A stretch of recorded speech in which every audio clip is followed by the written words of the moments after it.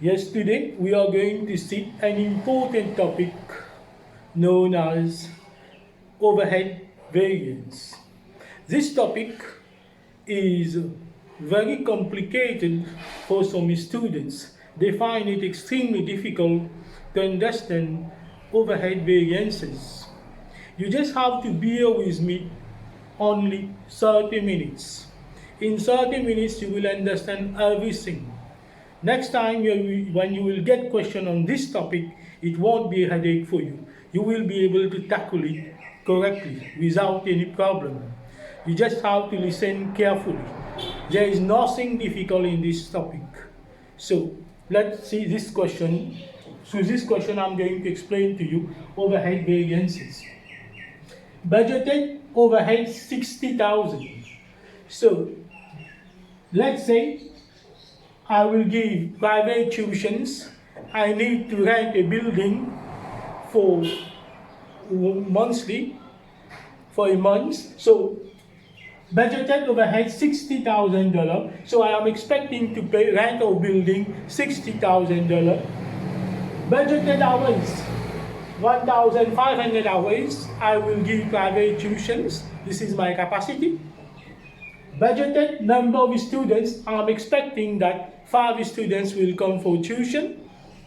Actual overheads, the budgeted overheads, I am expecting to pay overheads rent of building 60,000, and finally the rent of building has increased to $82,000. Budgeted hours and actual hours. Budgeted hours, I will teach A, the 5 students A, B, C, D, E. I will teach A 200 hours. I will give tuition to A 200 hours, to B 300 hours, to C 400 hours, to D 100 hours, and to E 500 hours. Different hours depending on the syllabus and the topics to be covered. I'm giving tuition on an individual basis to A, B, C, and D. And this is actual hours. I give tuition to A, but instead of taking 200 hours, I took 450 hours. The syllabus was bulky, so I take more hours to give tuition to A. And to B, 300 hours, I'm expecting to take 300 hours, but I took 325 hours. More hours have been taken to give tuition to B because there were many topics to be covered. And for C, 400 hours, I'm expecting to teach C, to give tuition to C, 400 hours, but I took 500 hours. Now, students A is asking the tuition fees. B also, C, D, and so on, they are asking about the tuition fees. So I need to calculate costs per hour, how much it will cost per hour. Costs per hour. So what is the budgeted overhead? 60,000. So I'm working only to pay my overheads. So 1,500 hours. So how much it will cost per hour? It will cost 40 per hour. 40 per hour. So I will give tuition to A 200 hours. So I will have to charge A how much? 40 times 200, $80, $8,000. How much I will have to charge B? $12,000. How much I will have to 400 times, this will give 16,000. This one 4,000. And this one 2,000. 20,000. So in all I will have to recover how much? $60,000. I will have to recover the rent $60,000. You know? Now I'm giving tuition. Now I start to give tuition to A. Already told A he has to pay 8,000 rupees tuition fees. And I took more hours to give tuition to A. So I took 450 hours. A will pay how much? $8,000. He will not pay more because we have already told him that his tuition fees will be $8,000. And I took 325 hours to teach B, so he will pay $12,000, and C will pay $16,000. So this is the actual hours work.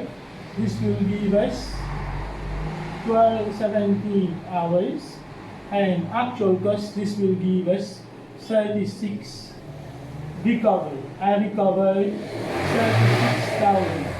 Recovered $36,000. So this is the cost per hour. We have to calculate cost per hour, and then we have to calculate how much A will have to pay tuition fees, B, C, D, and E, and so on. And I start giving tuition to A. I took 450 hours, and I obtained $8,000. I took 325 hours, I obtained $12,000. So I took for C, to give tuition for C, 500 hours, and I obtained $16,000. So I recovered only $36,000. Now, first of all, what we have to do, to construct a statement in order to understand the concept of overhead variance. So we have to do what we call a statement. Here we will write down budgeted overheads. What is a budgeted overhead? 60,000. Here we write down budgeted hours. What is a budgeted hours? 15,000 hours. 1,500 hours. So the recovery rate will be $40 per hour. This is a statement. We have to prepare a statement. Here we are. And then just below, we write down actual hours. And here we write down standard hours. Here we write down recovery rate. And here recovered. And here we write down actual rate. So this is a statement that we have to prepare. We have to prepare this one. We write down budgeted overhead, budgeted hours, then we calculate the recovery rate, actual hours, and then standard hours, recovery rate, recovered, and actual. So what is the actual overhead? I have to pay $82,000 for rent. So I recovered only how much? I recovered $36,000. The cost has increased.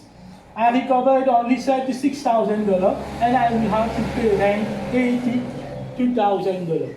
So this will give us the fixed overhead cost variance. The cost has increased by how much?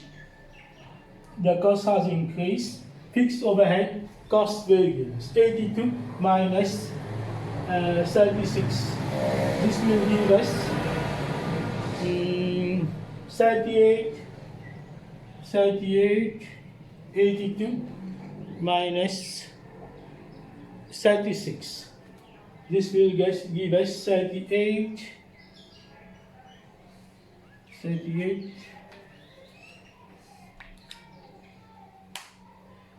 This will give us 48,000. 48,000 address. Now, here we expect to pay $60,000, but we paid $80,000. This is expenditure, overhead expenditure variance. This will give us 22,000 adverse. We pay more, and this one we recover only 36, and we have to recover. This will give us volume variance, fixed overhead volume variance.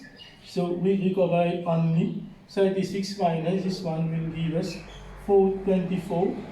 24 plus 22, this will give us 24,000. This one 22 plus 24, this will give us 46 here. So this is 46,000. Here we go. Now, budgeted hours. We have the capacity to work 1,500 hours, but actual hours we work only 1,275 hours. So I could not come to give tuition. I fell sick, so I have to give tuition only to A, B, C. So D and E I can't give them tuition. I fell sick during the months, so I work only 1,275 hours. So here is standard hours. To teach A, B, C, I should have taken how many hours? 200, 300 and 400. 200 for A, 300 for B, and 400 for C. So in all I will have to take 900 hours. So 900 hours is the standard hours. So what is the recovery rate? 40. 9,000 times 40, this will give us the recovery 36,000. And here we have to calculate. We have the capacity to work 1,500 hours, but we work only 1,275 hours. So we have not been able to work because I fell sick. So the difference, 225 hours times recovery rate 40. This will give us the fixed overhead capacity variance. And here we have to take 900 hours to teach ABC, but I took 1,275 hours. This means that my efficiency is not good. Efficiency variance. My efficiency is not good. So this one also we have to multiply by the recovery rate in order to get the efficiency, fixed overhead efficiency variance. So here we are, actually. We have the capacity to work 1,500 hours, but we work only 1,275 hours because I fell sick. So the difference will give us 225 times 40. This will give us 90,000 adverse. And this one, 1,200, the difference is how much? The difference of 375 hours times 40. This will give us the fixed overhead efficiency variance. Fixed overhead efficiency variance. This will give us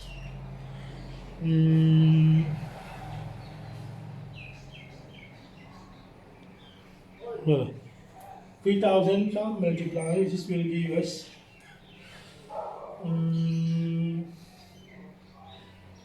15,000 adverse. So when we have to add fixed capacity variance and fixed efficiency variance, this will give us the volume variance. So here we are. Recovery, I recover 36,000, but I had to pay 82,000 for rent. So the cost has increased. The difference will represent fixed overhead cost variance. The budgeted overhead, I have to pay $60,000, but I paid $82,000. This is the expenditure, fixed overhead expenditure variance. And I recovered only 36,000, but the budgeted overhead is $60,000. So the volume for 24,000 adverse. If we add volume 24,000 plus 22, this will give us 46,000.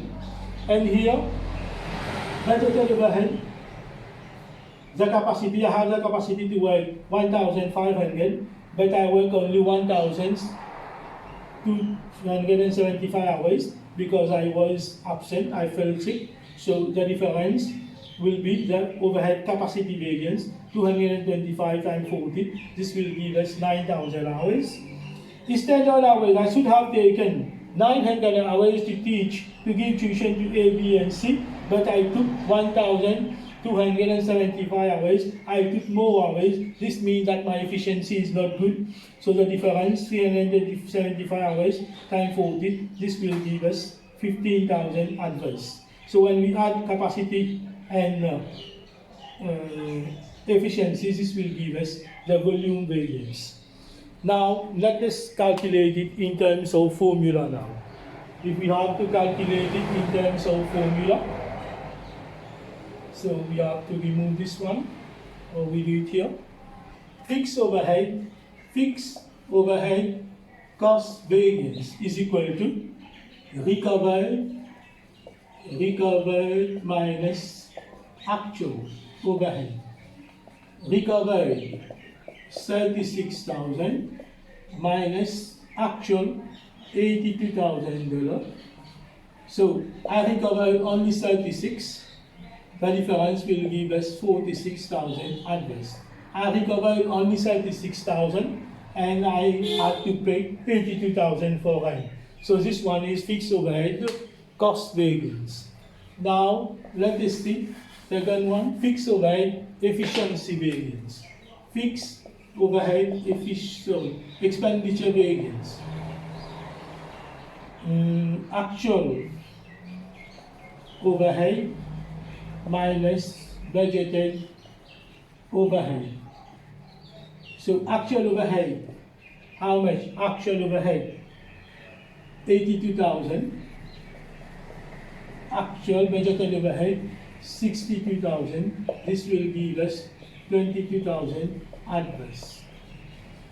We paid 82,000. We should have paid 60,000. This will give us the fixed overhead efficiency variance. Now we are going to see fixed overhead volume variance. This one, recovered minus budgeted. Recovered minus budgeted overhead. Recovered 36,000, budget 60,000, the difference 24,000 adverse. I recovered only 36,000. The budgeted overhead was 60,000. So, and fixed overhead capacity variance. This one, actual hours minus budgeted hours times recovery rate. Actual hours, 1,075 hours minus 500 hours times 40. This will give us $9,000. This is overhead, fixed overhead capacity variance. Now we are going to see fixed overhead efficiency variance. Fixed overhead efficiency variance. Standard hours minus actual hours times recovery rate. Standard hours, 900 hours minus actual hours times 40. This will give us $15,000 adverse. We should have taken 900 hours, but we took more, 1,275 hours. So we take more hours to give tuition to A, B, and C. So the difference will be 15,000 adverse. So here we are, so far concerning overhead variances. There is nothing difficult in it. You just have to prepare a statement. You start with your statement with budgeted hours. And budgeted hours, that budgeted overhead, budgeted hours, we calculate the recovery rate, and then we have to copy actual hours, standard hours, recovery rate, recovered, and actual. then we can do it. You just have to see the direction. So the direction, this will indicate you whether it is positive or negative, whether it is favorable or adverse. So here we are concerning overhead variances, capacity variance, efficiency variance, cost variance, expenditure variance, and volume variance. So here we are, so far concerning this variance. I hope that this will not a big problem for you in the exams. Any question that will come out for exam on this topic, so it will be very, very easy for you to tackle this. Thank you very much.